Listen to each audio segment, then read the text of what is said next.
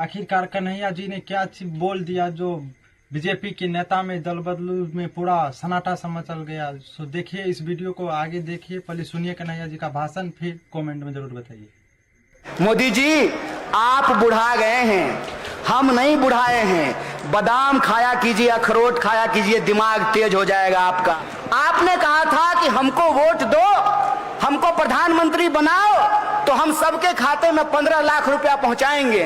मोदी जी, आप सबके खाते में 15 लाख रुपया पहुंचाइए, बेईमानी करना बंद कीजिए।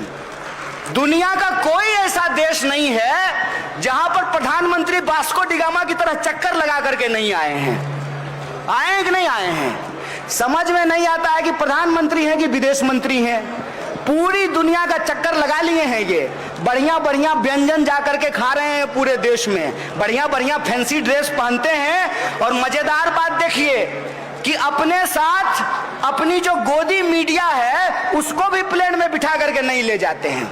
आपको मालूम होना चाहिए कि पिछले 50-60 साल से जो हमारा दोस्त था रसिया, वो रसिया पाकिस्तान के साथ संधि कर रहा है। हाय रे, कैसे दिन आ गए हमारे। कहां तो तय था चिरागा हर एक घर के लिए, कहां चिराग मयस्सर नहीं शहर के लिए। दिन रात झूठ बोला जाता है कांग्रेस पार्टी के बारे में। ये कहा जाता है कि कांग्रेस पार्टी ने देश को आजादी नहीं दिलाई। ये कहते हैं कि हमने देश की सुरक्षा नहीं की। ये कहते हैं कि हमने भ्रष्टाचार किया। मैं कहता हूं कि हमने इतिहास नहीं देखा है, लेकिन हम वर्तमान देख रहे हैं। इसको कहते हैं कि नाखून कटा करके शहादत में अपना नाम गिनाना। देश के लिए कुछ नहीं किया, देश के लिए जान गंवाए। ये जो पहली सफ में बैठे हुए लोग हैं, पहली कतार में जो बैठे हुए लोग हैं, जो शहीदों के परिवार के लोग हैं, देश के लिए जान गंवाए। आप अपने कंधों पे बंदूक उठाएं, आप टैंक चलाएं, आप फाइटर जेट उड़ाएं आप, और जब आपका जान चला जाए तो उस पर राजनीति की रोटी सेकें प्रधानमंत्री, उस पर वोट की राजनीति करें प्रधानमंत्री।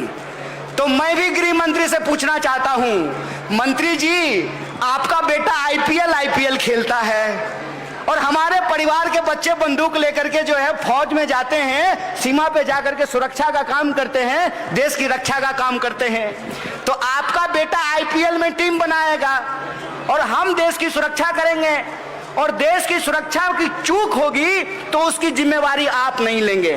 आप अगर जिम्मेवारी नहीं लेंगे तो कौन जिम्मेवारी लेगा? देश की सुरक्षा की जिम्मेवारी गृह मंत्री की है, और देश की सुरक्षा में अगर चूक हुई तो सवाल किससे पूछा जाना चाहिए? नेहरू जी से सवाल पूछा जाना चाहिए, राजीव गांधी से सवाल पूछा जाना चाहिए, कांग्रेस पार्टी से सवाल पूछा जाना चाहिए।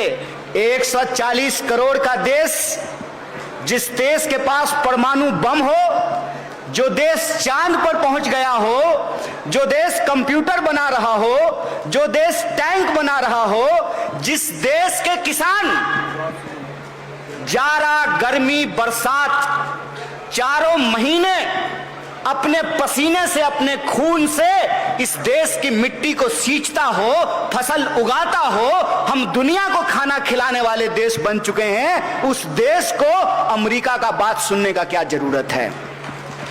उस किसान के बच्चे जो दिन रात बंदूक लेकर के देश की सीमा की सुरक्षा में लगे हुए हैं। मैं आपको बता दूं, देश पे जो संकट आया तो मेरे गृह जिले से 3 जवानों की शहादत हुई।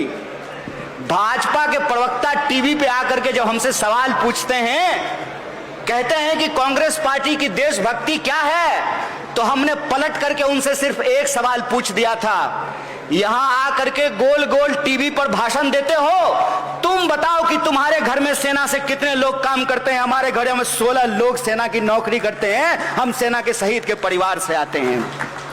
तो उनके पास कोई जवाब नहीं था। देश का संकट यह है कि देश के भीतर देश के जो जवान हैं, आज उनको नौकरियां नहीं मिल रही है। उनके जो पिता हैं, उनकी जो माता हैं, जो किसानी करते हैं, उनको, उनके किसान को उनके फसल का दाम नहीं मिल रहा है। देश का संकट यह है कि मजदूरों को मजदूरी नहीं मिल रही है, जो पढ़ लिख करके बेरोजगार होकर के घूम रहे हैं, उनको काम नहीं मिल रहा है। तो आप हर किसी के खाते में 15 लाख रुपया पहुंचाइए। और ये हमने नहीं कहा था, ये आपने कहा था। आपने कहा था कि हमको वोट दो, हमको प्रधानमंत्री बनाओ, तो हम सबके खाते में 15 लाख रुपया पहुंचाएंगे।